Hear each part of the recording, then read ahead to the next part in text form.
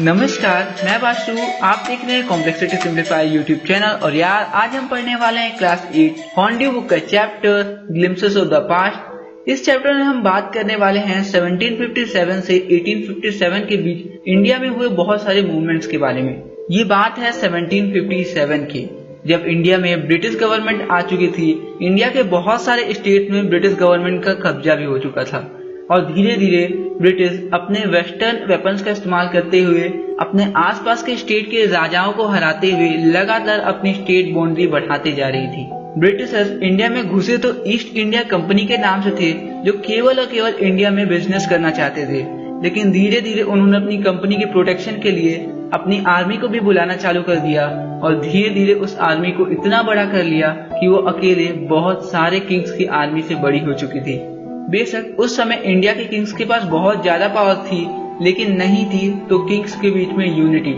India के राजा हमेशा आपस में लड़ते रहते थे और ब्रिटिशर्स इसी का फायदा उठाते थे। ब्रिटिशर अपने वेस्टर्न वेपन्स का इस्तेमाल करते हुए किसी भी एक छोटे से राजा को सपोर्ट कर देते थे और उसे आसपास के राजाओं से लड़वा दिया करते थे।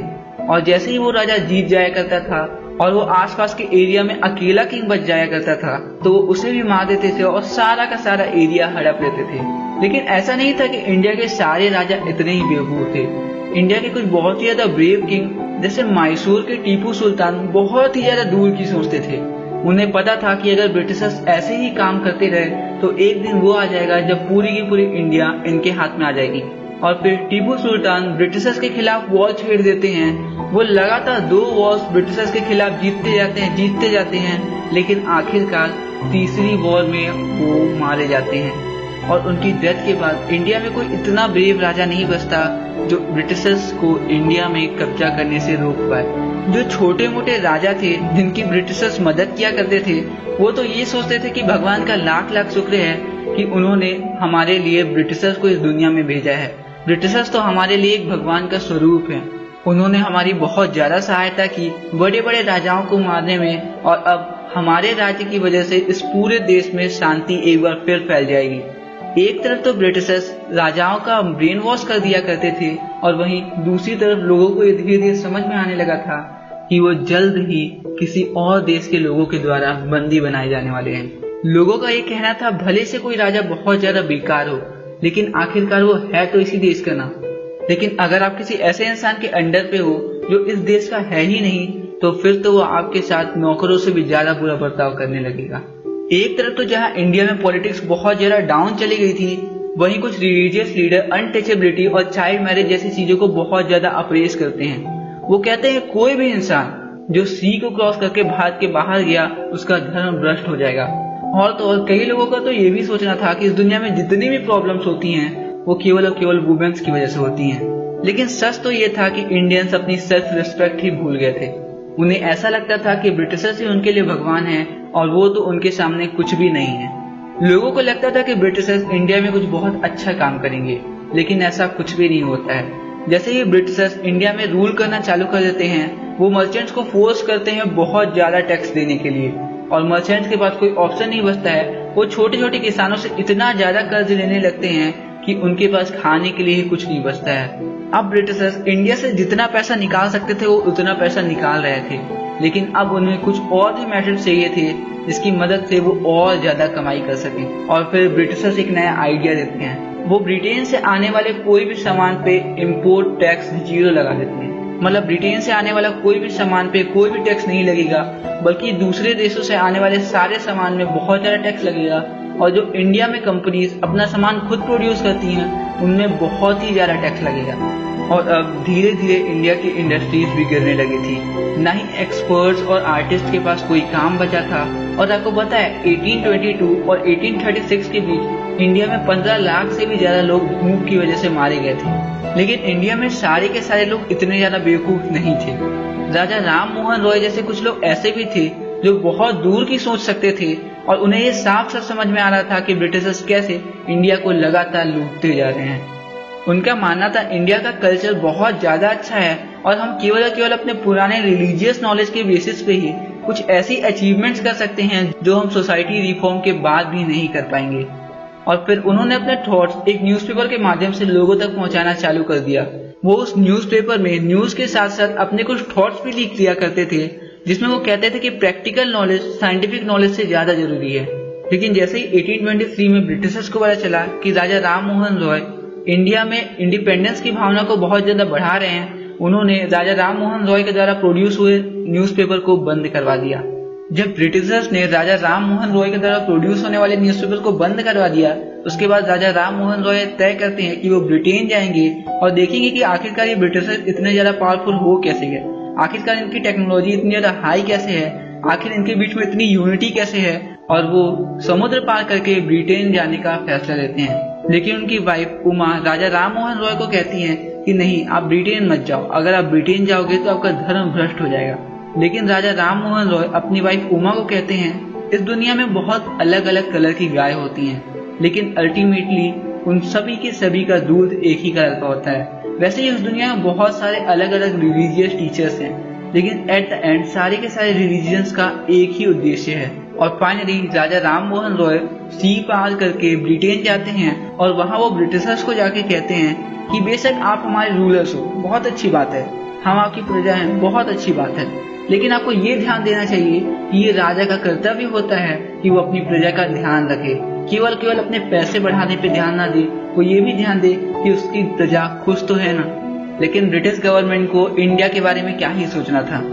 और कुछ ही दिनों में 1880 में ब्रिटिशर्स इंडिया में रेगुलेशन 3 भी पास कर देते हैं। रेगुलेशन 3 के अंडर ये लिखा था कि किसी भी इंडियन को बिना कोर्ट में ले जाए सीधे से सीधे जेल में डाला जा सकता है। और तो और इंडिया में काम करने वाले सारे के सारे ब्रिटिश ऑफिसर्स की सैलरी बहुत ज्यादा हाई हुआ करती थी as compared to salaries from Indians. और 1829 में हालात ये हो गए थे कि ब्रिटिशर्स इंडिया में इतना ज्यादा सामान इंपोर्ट कर रहे थे कि उसकी वर्थ उस टाइम पे 7 करोड़ से ज्यादा थी।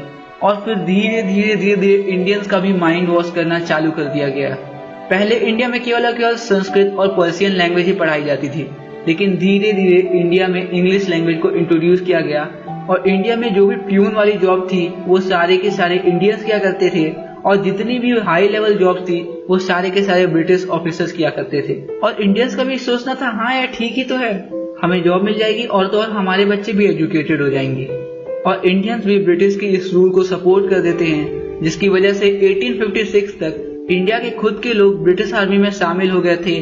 और तो और इंडिया में जो कुछ बचे खुचे राजा बच गए थे वो भी केवल ब्रिटिशर्स की पपेट्स बन के रह गए थे, मतलब केवल ब्रिटिशर्स के हाथ की कठपुतली बन के रह गए थे। जहाँ एक तरफ ब्रिटिशर्स अपना अत्याचार इंडिया में बहुत ज्यादा बढ़ाते जा रहे थे, वहीं लोगों के दिल में भी ब्रिटिशर्स के खिलाफ गुस्सा बहुत ज्यादा बढ़ते जा रहा था। ब्रिटिश गवर्नमेंट इंडियंस पे इतना ज्यादा टैक्स लगा रही थी कि संथाल ट्राइब से उनकी जमीन ही छीन ली जाती है, जिसकी वजह से 1859 में वो ब्रिटिशर्स के खिलाफ रिवॉल्ट कर देते हैं, जिसमें ब्रिटिशर्स को बहुत ज्यादा मारा जाता है। ब्रिटिशर्स भी इंडियंस को बहुत ज्यादा मारते हैं, लेकिन एट द एंड पूरे इंडिया में ये मैसेज जाता है कि अब ब्रिटिशर्स को इस देश से बाहर निकालना है। और तो और ब्रिटिश आर्मी में इंडियंस को बहुत कम पे किया जाता था और ब्रिटिशर्स को बहुत ज्यादा पे किया जाता था। और तो और इंडियंस को ये फोर्स किया जाता था कि वो सी पार करके उनके आर्मी को सर्व करें।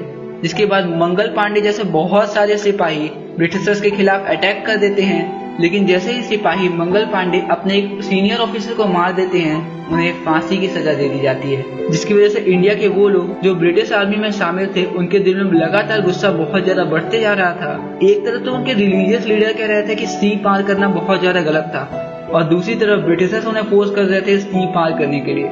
और धीरे धीरे लोगों को ये पता चलने लगा कि जिस बंदूक की गोली को वो अपने मुंह से साफ करते हैं वो एक्चुअली में गाय और पिग के फैट से बनाई जाती है। ये सारी चीजें पूरे इंडिया में सर्कुलेट होने लगी और धीरे धीरे पूरे देश के लोगों के दिल में ये भावना जगने लगी कि इंडिया से ब्रिटिशर्स को बाहर निकालना है। और फिर लोग एक गांव से दूसरे गांव, एक शहर से दूसरे शहर चपातीस और लोटस ट्रेवल करवाने लगे, जिसका मतलब था कि वो भी ब्रिटिशर्स को बाहर निकालने में मदद करेंगे। और फाइनली पूरी इंडिया एक साथ हो जाती है और 1857 में मीरठ में एक आउटब्रेक होता है। सारे के सारे इंडियंस एक साथ मिलकर ब्रिटिशर्स को मार देते हैं और फाइनली दिल्ली में एम्परर बहादुर शाह का कब्जा हो जाता है। एक तरफ तो जहां लोगों के दिल में ब्रिटिशर्स के खिलाफ बहुत ज्यादा गुस्सा भरा हुआ था, वहीं ब्रिटिशर्स के द्वारा लगाया गया इतना ज्यादा टैक्स को पे करते करते लैंडलॉर्ड की लैंड भी धीरे धीरे छिनने लगी थी और वो भी ब्रिटिशर्स को हटाने के लिए अपना पैसा देने के लिए तैयार थे।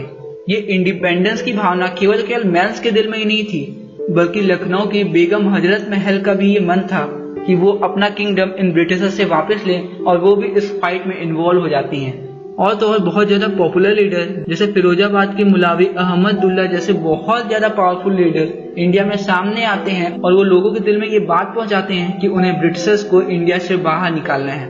अब सारे के सारे लोगों का इंडियंस की एक ही गोल था, वो था ब्रिटिशर्स को कुछ भी करके इंडिया से बाहर निकालना। और फिर इंडिया में अजमुल्ला खान और तात्या टोपे जैसे हिंदू और मुस्लिम एक साथ होते हैं और ये ब्रिटिशर्स के खिलाफ लड़ाई करते हैं। जहां पहले लोग ये सोचा करते थे कि ब्रिटिशर्स हमसे बहुत ज्यादा होशियार थे, अब लोगों के दिल में ये भावना आ गई थी कि अगर हम ब्रिटिशर्स से लड़ते लड़ते मर भी गए तो कोई प्रॉब्लम नहीं है। ऐसे ही 88 ईयर ओल्ड कुनवार सिंह को ब्रिटिशर्स के खिलाफ लड़ते लड़ते हाथ में एक गोली लग जाती है, जिसके बाद वो अपना हाथ ही काट देते हैं, क्योंकि वो ब्रिटिशर्स की गोली की वजह से नहीं मरना चाहते थे।